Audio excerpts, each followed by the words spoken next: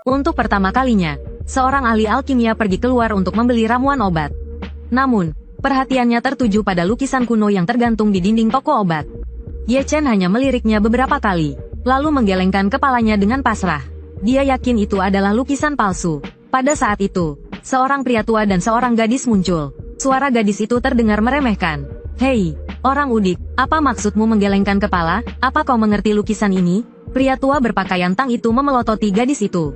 "Zixuan, jangan bersikap kurang ajar." Lalu dia menatap Ye Chen dengan penuh rasa ingin tahu. "Anak muda, lukisan ini telah dipuji oleh beberapa kolektor, tapi tadi sepertinya kau kecewa dengan lukisan ini. Bolehkah aku tahu kenapa?" Ye Chen berkata dengan tenang. "Karena lukisan ini palsu, matamu dan para kolektor itu percuma saja. Tapi lukisan palsunya lumayan bagus. Simpan saja untuk terus menipu orang lain." Dia melihat sekeliling. "Kupikir aku bisa menemukan sesuatu yang bagus di toko ini. Tapi sepertinya aku terlalu berharap." Kata-kata ini benar-benar membuat gadis itu marah. Mengabaikan larangan pria tua itu, dia berjalan menuju Ye Chen dengan wajah muram. Sebuah aura samar mengalir di sekujur tubuhnya. Lalu dia tiba-tiba melompat, setinggi beberapa meter, dan menyerang Ye Chen dengan kekuatan penuh. Pria tua itu terkejut melihat cucunya menggunakan kekuatan seni bela diri kuno. Wajahnya langsung berubah, tapi sudah terlambat untuk menghentikannya. Tendangan itu hampir mengenai Ye Chen. Namun detik berikutnya, sesuatu yang mengejutkan terjadi. Ye Chen menangkap pergelangan kaki gadis itu dengan satu tangan. Sementara tubuhnya tetap berdiri tegak. Ekspresi wajah gadis itu berubah menjadi ketakutan. Sebelum dia sempat bereaksi, Ye Chen tersenyum licik. Lalu dia berbalik, dan melempar gadis itu ke depan. Tanpa penopang, wajah gadis itu menghantam lantai. Ye Chen melirik gadis itu dan berkata, "Tak kusangka aku bertemu praktisi seni bela diri kuno di sini. Tapi berlatih seni bela diri pria tidak baik. Nanti kau bisa menjadi lumpuh. Aku hanya mengingatkanmu sekali." Gadis itu tidak terima dipermalukan seperti ini. Dia berdiri dengan marah, dan bersiap untuk menyerang Ye Chen lagi. Pria tua itu menghentikannya. "Zixuan, berhenti. Apa kau tidak menyadarinya? Anak muda ini, bahkan tidak menggunakan energi dalamnya untuk menangkis tendanganmu. Dengan kemampuanmu yang pas-pasan, bagaimana kau bisa melawannya?" Ketidakpuasan terpancar dari mata gadis itu. Apa yang dia tahu tentang energi dalam? Aku tadi hanya lengah dan tidak menghindar. Namun, dalam sekejap, wajahnya membeku. Dia merasakan aura yang sangat dingin menyelimuti dirinya. Aura Ye Chen berubah total, seolah-olah dia memiliki aura seorang penguasa. Lalu, kaki gadis itu lemas, dan dia jatuh terduduk di lantai. Melihat cucunya ketakutan seperti itu, pria tua itu berdeham untuk menutupi rasa malunya. Ia lalu menangkupkan tangannya ke arah Ye Chen. "Maafkan cucu saya, Tuan. Dia kurang sopan." Melihat Ye Chen tidak memperpanjang masalah, pria tua itu menghela napas lega. Pandangannya kembali tertuju pada lukisan itu. "Mengenai lukisan ini, bisakah Tuan memberi saya pencerahan? Saya benar-benar tidak melihat ada yang aneh." Ye Chen tersenyum tipis. Ia mengalirkan sedikit energi Qi ke tangannya, lalu dengan tiba-tiba menggerakkan lengannya, menyalurkan energi Qi ke permukaan lukisan. Hanya dalam beberapa saat, beberapa baris tulisan muncul di lukisan kuno itu. Tulisan itu jelas merupakan tanda tangan pemalsu. Ye Chen tertawa. Lukisan ini memang sulit dibedakan keasliannya. Itu sebabnya si pemalsu berani menuliskan tanda tangan seperti ini. Tapi hanya dengan menggunakan energi Qi, kita bisa membuatnya muncul. Setelah kejadian kecil itu, Zhu Zixuan memberikan ramuan yang telah dipilihnya kepada Ye Chen. Melihat ekspresi wajahnya yang enggan, Ye Chen menggodanya. "Terima kasih, Nona Zhu, sudah mengambilkan ramuan untukku. Tapi aku lebih suka kamu, yang sombong seperti tadi." Mendengar itu, emosi Zhu Zixuan kembali meledak. "Jangan terus-terusan mengejekku, memang hari ini aku bukan tandinganmu. Kalau guruku ada di sini, kamu pasti akan menyesal." Saat itu, Zhu Rende melangkah maju dan berkata, "Zixuan, apa kau tidak sadar? Kekuatan tuan muda ini tidak kalah dari gurumu." Ia kemudian memandang Ye Chen dengan senyum ramah. "Cucu saya terlalu dimanja, mohon Tuan Ye jangan tersinggung." Ia lalu mengambil resep yang diberikan Ye Chen, dan berkata sambil berpikir, "Semua ramuan di resep Tuan Ye ada di toko kami. Hanya saja jumlah yang Tuan butuhkan cukup banyak. Jadi mohon tunggu beberapa hari. Sebagai permintaan maaf, biayanya gratis. Bagaimana menurut Tuan Ye?" Ye Chen menggelengkan kepala. "Tidak perlu, hitung saja sesuai harga pasar." Ia kemudian berbalik menuju pintu keluar, dan melambaikan tangannya. "Kalau begitu, saya akan datang lagi beberapa hari lagi." Setelah Ye Chen pergi, Zhu Rende masih menatap kepergian Ye Chen. Ia teringat kejadian 5 tahun lalu, dan raut wajahnya menjadi serius. Jika dia benar Ye Chen yang dulu, kota ini akan kacau balau untuk sementara waktu. Zhu Zixuan yang berada di sampingnya akhirnya tidak tahan dan berkata, "Kakek, masa hanya karena dia? Kau bilang dia setara dengan guruku? Dia hanya membantumu membedakan lukisan palsu." Zhu Rende berkata dengan serius. Memang aku salah bicara. Dia bukan setara dengan gurumu, tapi jauh lebih hebat. Kemunculannya menandakan lahirnya seorang Grandmaster baru. Dan menurut kabar, seorang Grandmaster bela diri kebal terhadap senjata api. Orang biasa di mata mereka tak lebih dari semut yang sedikit lebih besar. Zuzi tampak terkejut. Dia masih sangat muda. Bagaimana mungkin dia seorang Grandmaster? Zhu Rende ikut mengerutkan kening. Kau salah. Dia bukan Grandmaster. Tapi keberadaan yang lebih menakutkan dari Grandmaster. Keluarga Zhu kita, bagaimanapun caranya, tidak boleh memusuhinya. Sementara itu, Ye Chen berjalan melewati jalan yang familiar sekaligus asing. Perasaan melankolis muncul di hatinya. Sebentar lagi adalah hari peringatan kematian orang tuanya. Tiba-tiba matanya menyipit, merasakan keberadaan pria mencurigakan di belakangnya. Senyum dingin tersungging di sudut bibirnya. Lalu dia berjalan sendirian ke gang gelap. Pria itu sedikit terkejut melihat targetnya masuk ke gang. Dia tampak terkejut, lalu dia bergegas mengejar ke mulut gang. Tetapi saat melihat sekeliling, jelas-jelas itu jalan buntu.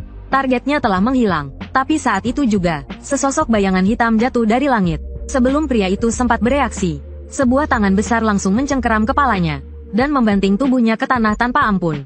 Suara dingin sedingin es terdengar. Beri aku satu alasan untuk tidak membunuhmu. Pria itu benar-benar panik dan segera menceritakan yang sebenarnya. Shen Haihua telah mengeluarkan sayembara di seluruh Jiangcheng. Siapapun yang menemukanmu akan diberi hadiah 1 juta. Ye Chen akhirnya mengerti. Dia telah memberi Shen Haihua 3 hari untuk hidup. Jika dalam 3 hari dia tidak mendapatkan pil buatannya, dia pasti mati. Dia meninggalkan pria itu sambil berkata, pergi dan beritahu Shen Haihua. Jika dia ingin hidup, jangan bermain-main seperti ini. Datanglah padaku secara langsung. Tidak lama kemudian, Ye Chen kembali ke apartemennya dan mendapati Sun Yi sedang merias wajah. Rambutnya yang panjang dan lembut tergerai di bahunya, menambah kecantikannya. Sun Yi mendengar suara di belakangnya dan tahu bahwa Ye Chen telah kembali. Dia berbalik dan tersenyum. Nanti aku ajak kamu belanja. Pakaianmu itu sudah terlalu lama dipakai. Sekalian belikan kamu ponsel baru, biar mudah menghubungimu saat dibutuhkan. Hati Ye Chen menghangat. Dia melihat pakaiannya dan merasa cukup baik. Dia hendak mengatakan sesuatu, tapi Sun Yi merangkul lengannya dan menariknya keluar. Ye Chen tidak diberi kesempatan untuk menolak.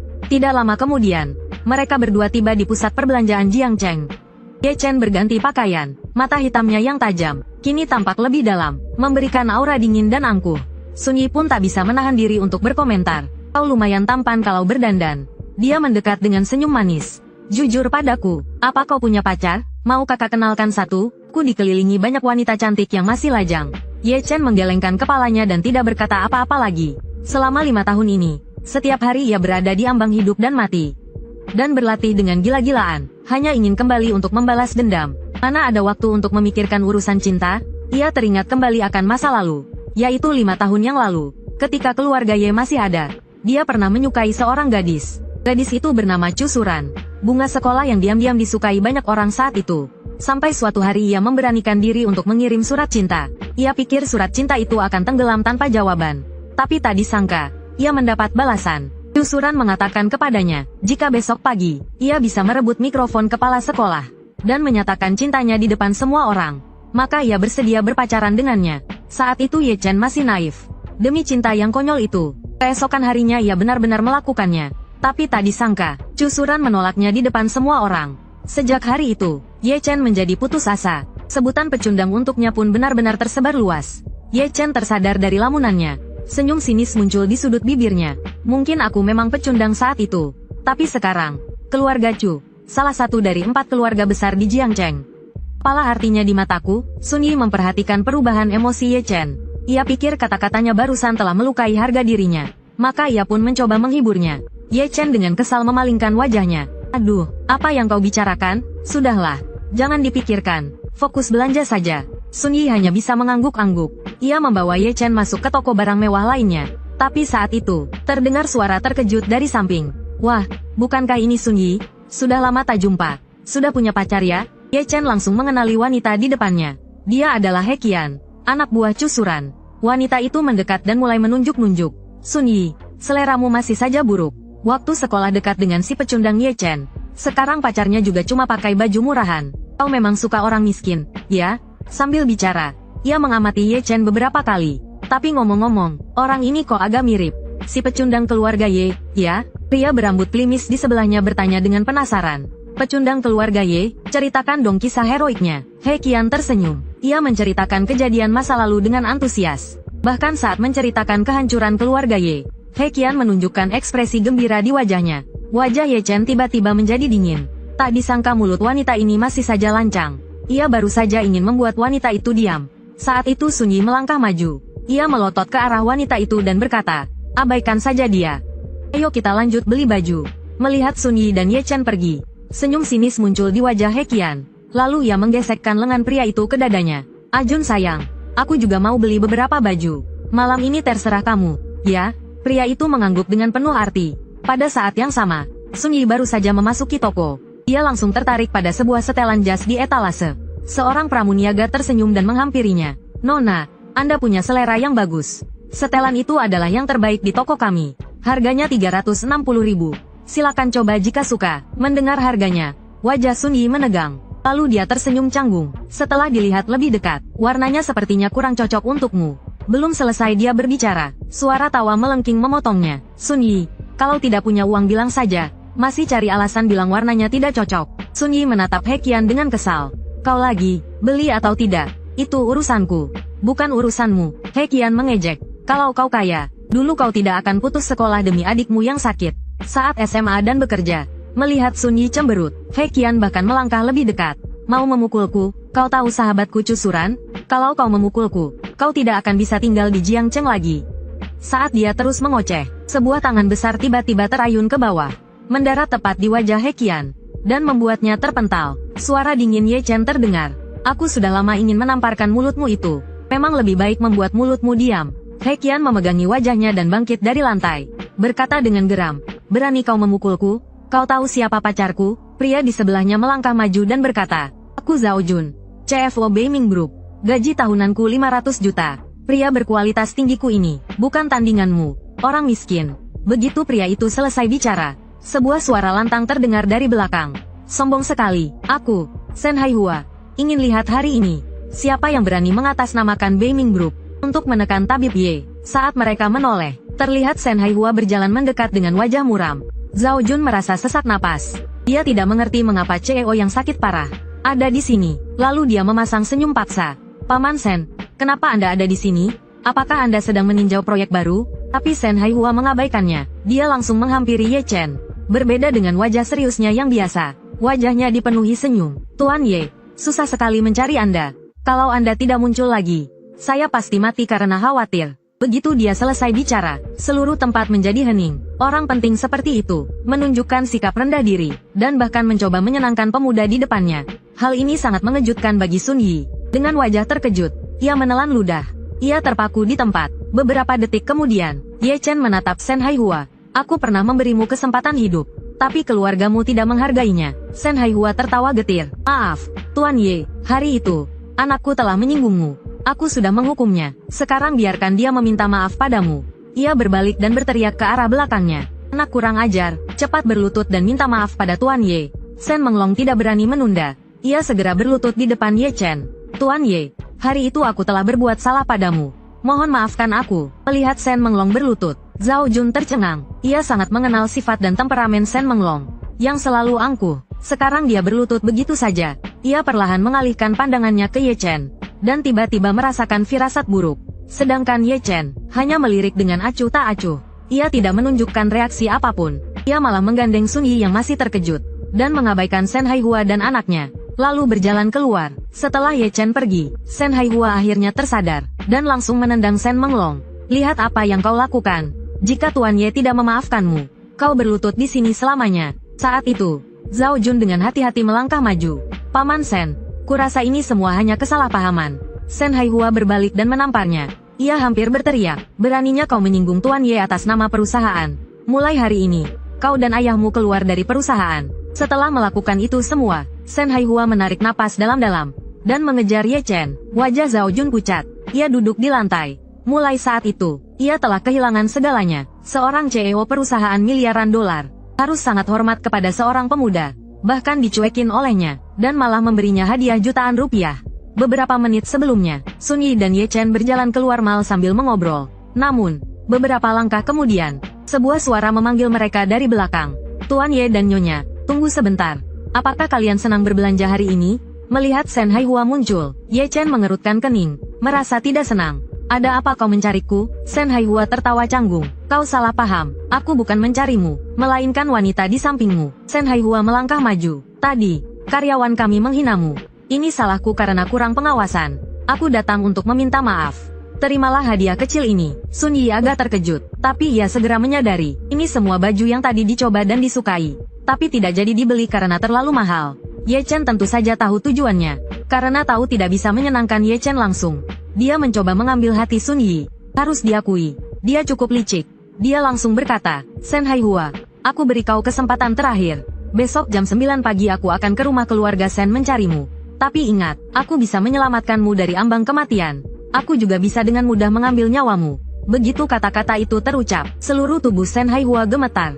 Tuan Ye, apapun yang Anda butuhkan di masa depan, Shen ini bersedia mengabdi. Sementara itu, di sebuah rumah mewah di Jiangcheng, He Qian terlihat sangat bersemangat. Dia langsung menceritakan apa yang dialaminya hari ini. Di sampingnya, seorang gadis muda sedang menyiram bunga, mengangguk acuh tak acuh, seolah tidak peduli. Lalu dia berkata dengan ringan, jadi, kau juga tidak yakin apakah itu Ye Chen?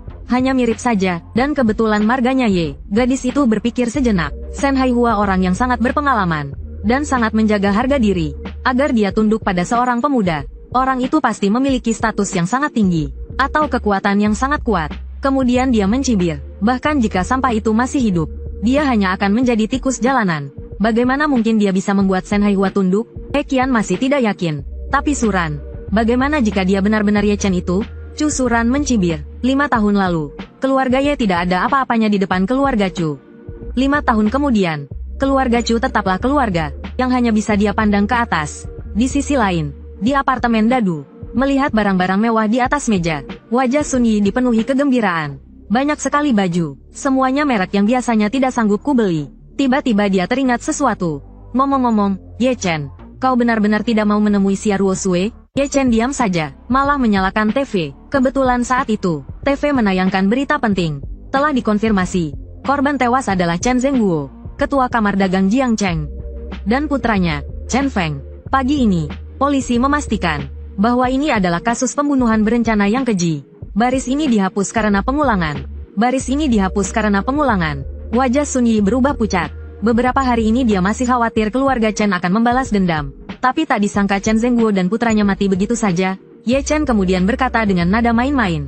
Beberapa orang melakukan banyak kejahatan dan memiliki banyak musuh. Hati itu wajar saja. Tentu saja ini aku yang melakukannya. Aku kan pembunuh bayaran top. Bisa terbang di atas atap dan melakukan apa saja. Masa aku kasih tahu kamu? Dihapus karena pengulangan. Sun Yi memutar bola matanya. Jangan bicara sembarangan. Nanti kalau ditangkap bagaimana? Kau lumayan juga dalam berkelahi. Tapi pasti tidak berani membunuh. Lalu ia memasang wajah genit. Aku tidak akan menghiraukanmu. Aku akan mencoba baju dulu. Jangan mengintip ya. Ye Chen menghela napas tak berdaya. Zaman sekarang, tidak ada yang percaya kalau bicara jujur. Ye Chen kemudian membeli beberapa ramuan obat di apotek terdekat. Dalam perjalanan pulang, ia kebetulan melewati tempat yang sepi. Tapi saat itu, sesosok tubuh tinggi menghalangi jalannya. Mata Ye Chen menyipit. Ia langsung mengenali identitas wanita itu. Tapi ia tidak ingin terlalu terlibat dengannya. Jadi ia berinisiatif untuk memutar. Maaf, petugas Bai Libing. Aku sedang sibuk sekarang, jadi tidak bisa menemanimu. Saat Ye Chen berjalan beberapa langkah, suara dingin Bai Libing terdengar. Kau yang melakukan hal itu pada keluarga Chen, kan? Ye Chen dari keluarga Ye yang seharusnya sudah mati. Tidak kusangka orang kuat sepertimu adalah sampah keluarga Ye di masa lalu. Tapi sebelum kata-kata itu terucap, sebuah tangan besar tiba-tiba terulur dan mencekik lehernya. Ia bahkan langsung mengangkatnya. Aura kematian menyebar ke seluruh tubuhnya. Bai Libing berkata dengan susah payah.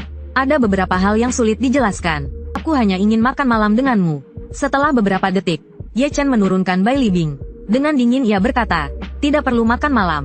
Jangan ganggu aku lagi. Setelah mengatakan itu, ia pergi tanpa menoleh ke belakang. Bai Libing menatap tajam punggung Ye Chen. Banyak pertanyaan berputar-putar di kepalanya. Dengan usianya, ia sudah melewati masa terbaik untuk berlatih seni bela diri kuno. Bahkan jika dia berlatih mati-matian selama 5 tahun, tidak mungkin dia sekuat ini. Apa yang sebenarnya dia alami selama 5 tahun ini? Setelah melepaskan diri dari Bai Libing, Ye Chen kembali ke apartemennya. Ia mengolah ramuan obat yang baru saja dibelinya. Setelah berpikir sejenak, ia memutuskan untuk memanfaatkan microwave Sun Yi saat ia tidur. Untuk memurnikan pil, seiring dengan bunyi timer, Asap tebal tiba-tiba keluar dari microwave. Seandainya saja ia membawa tungku pemurni pil milik gurunya, pil ini sudah lebih dari cukup. Keesokan paginya, Sun Yi keluar dari kamar dengan mata mengantuk. Ia penasaran melihat Ye Chen yang terburu-buru keluar. "Kau mau kemana pagi-pagi begini?" Ye Chen dengan tenang berkata, "Memeriksa dan menyelamatkan orang. Jika ada sesuatu, telepon aku." Sun Yi mengerutkan kening. "Selalu bicara omong kosong. Penampilanmu jauh sekali dari seorang dokter." Setelah Ye Chen pergi, Sun Yi duduk di sofa dengan sedih. Kalau dihitung-hitung, sebentar lagi hari peringatan kematian 3 anggota keluarga Ye. Mungkin tahun ini aku akan berziarah sendirian lagi. Ia menghela napas lagi. Dosa apa yang telah diperbuat keluarga Ye? Keluarga terpandang, berakhir seperti ini. Sementara itu, di depan apartemen metropolitan, seorang gadis muda terlihat gelisah, mencari seseorang. Tidak jauh darinya, berdiri 2 pria. Mereka berbisik-bisik. "Bro, menurutmu, si cantik itu nungguin cowok atau cewek?" Si gemuk berkata dengan percaya diri. "Tentu saja nungguin teman ceweknya lah. Cewek yang nyetir mobil kayak gini pasti orangnya tegas. Nggak mungkin mau repot-repot nungguin cowok." Mata si pria berkepala botak berbinar. "Analisis lo masuk akal juga, Sob. Namun, saat itu juga, sebuah suara lain menyela. "Menurutku, analisismu salah." Keduanya langsung menoleh ke arah suara. Si gemuk mendorong kacamatanya yang tebal, lalu berkata, "Aku ini dewa cinta, yang udah menaklukkan ratusan gadis cantik di dalam game." Sambil menunjuk Ye Chen, ia berkata, "Kau siapa? Apa kau lebih paham tentang wanita daripada aku?" Ye Chen menggelengkan kepala. "Aku memang tidak mengerti wanita, tapi setidaknya aku tahu, gadis itu sedang menungguku." Begitu kata-kata itu terucap, keduanya langsung tertawa terbahak-bahak. Si gemuk berkata dengan nada meremehkan, "Mau modusin cewek juga lihat-lihat dulu dong. Setampan aku aja nggak berani deketin dia." Saat itu, Sen Mengjia melihat Ye Chen. Kegelisahannya pun menghilang. Ia langsung berlari kecil menghampiri Ye Chen. "Tuan Ye, akhirnya Tuan datang. Saya sudah menunggu lama." Di depan kedua pria yang tercengang, Sen Mengjia meraih tangan Ye Chen dan mengajaknya masuk ke mobil. Hanya menyisakan 2 sosok yang membatu. Tak lama kemudian, mereka berdua tiba di villa keluarga Sen. Sen Haihua memandang pil hitam di depannya. Dengan ragu ia bertanya, "Benarkah hanya dengan memakan ini saja saya akan sembuh? Tidak perlu aku puntur atau ramuan obat lainnya?" Ye Chen mengangguk, "Langsung makan 5 sekaligus. Telan saja."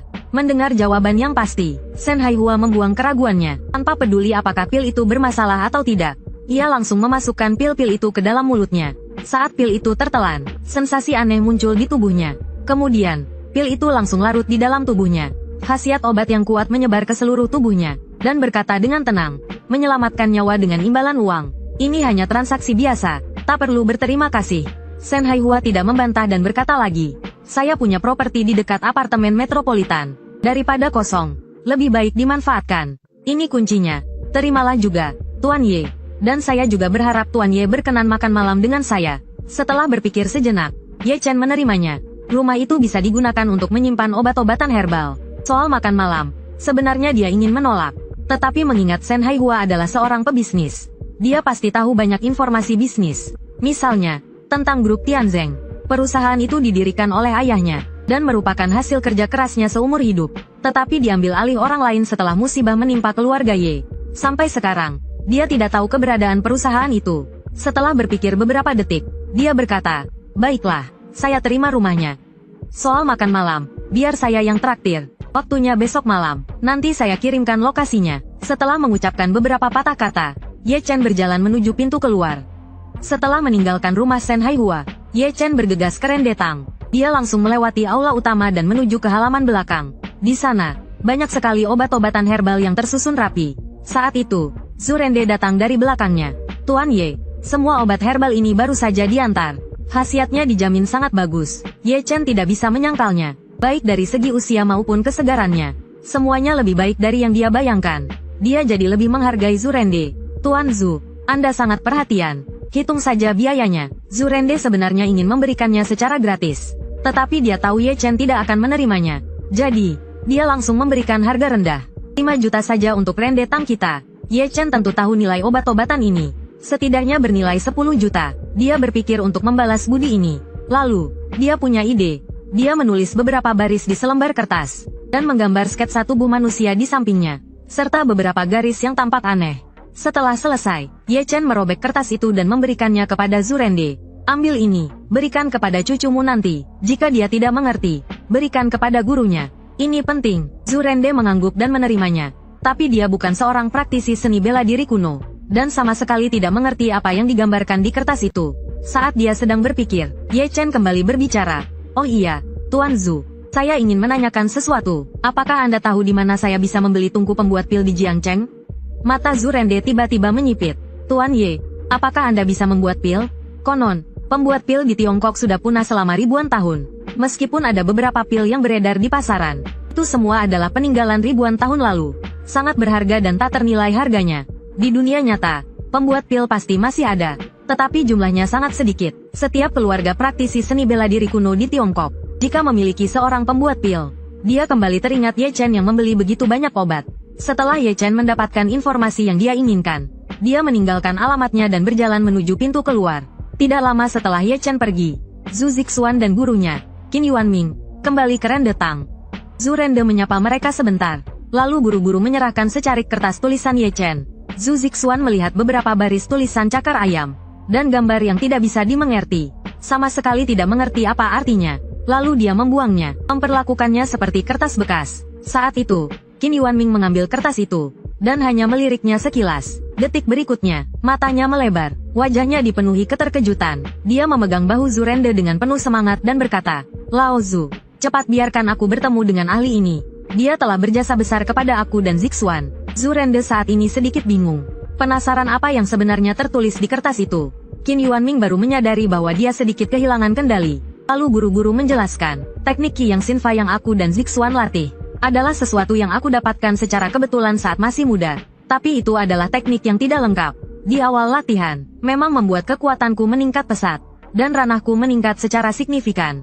Tapi semakin lama, semakin banyak masalah yang kutemukan, bahkan berpengaruh pada organ dalamku. Pantas saja beberapa hari ini saat berlatih, aku selalu merasa tidak nyaman. Mungkinkah itu efek samping dari teknik yang tidak lengkap? Qin Yuanming melirik Zhu Zixuan, dan menghiburnya.